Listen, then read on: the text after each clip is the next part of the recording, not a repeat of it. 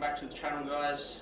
Before we get into the topic of today's video, please make sure you hit the subscribe button, turn on post notifications, like the video, share the video and leave a comment below. Today, as you would have seen by clicking on this video, we are discussing training to failure and whether you should or shouldn't. To start off the video, we're going to talk about the different types of training failure. So I've identified three different types of training failure. So one being technical failure, that being form breakdown.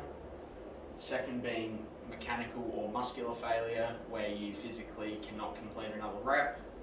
And the third being mental failure, where you think you can't complete another rep, but realistically you can.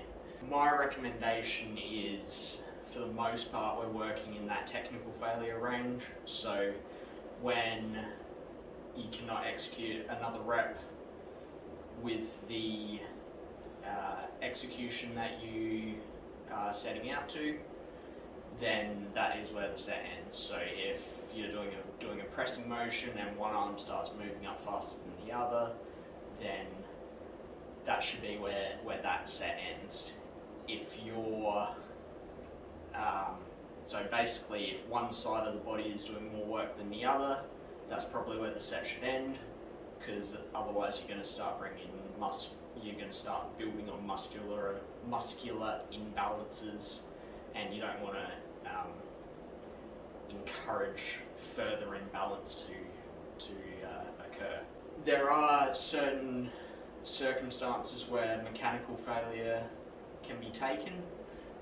So basically, wherever that is safe to do so, I'm not opposed to doing that. So things that are machine-based are generally safe to go to true muscular failure. So things like leg presses, machine presses, bicep curls, triceps, cable work, any exercise where it's not putting you at severe risk of injury, then it's generally safe enough to go to true muscular failure. Mechanical failure, I think you can go just about take every set to technical failure. So however many sets that is in a workout. Personally, I do low volume training, so that'll be two sets per exercise. So I might be hitting failure about 8 to 12 times in a workout. And in that, there may be one or two of those sets that I'll take to true muscular failure. That being dependent upon what those exercises I'm hitting on a certain day are, what the muscle group is, what the recovery capacity I have following a certain workout is.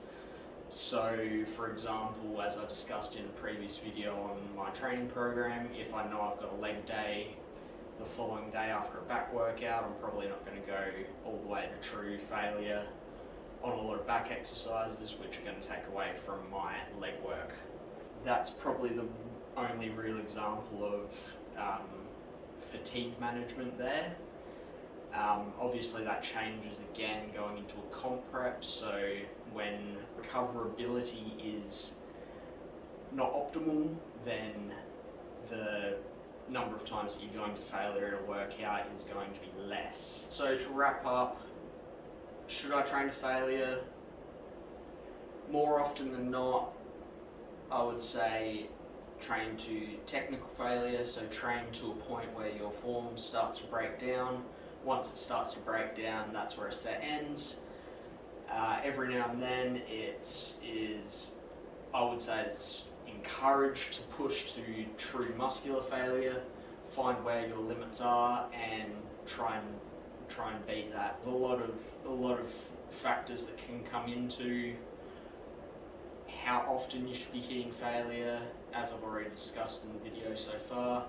So training age, experience, that sort of stuff, how far you can physically, how far you can mentally take your sets. Obviously, it's going to depend on training goals as well. So hypertrophy, you want to work closer to that point of failure.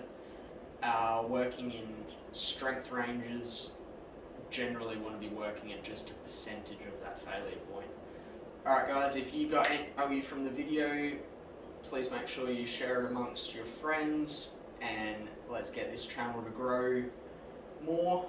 Please subscribe to the channel, like the video, comment on the video, and we'll see you guys in the next one. Also, if you have any topics that you want me to discuss, leave them in a comment below, and yeah, we'll see you in the next one.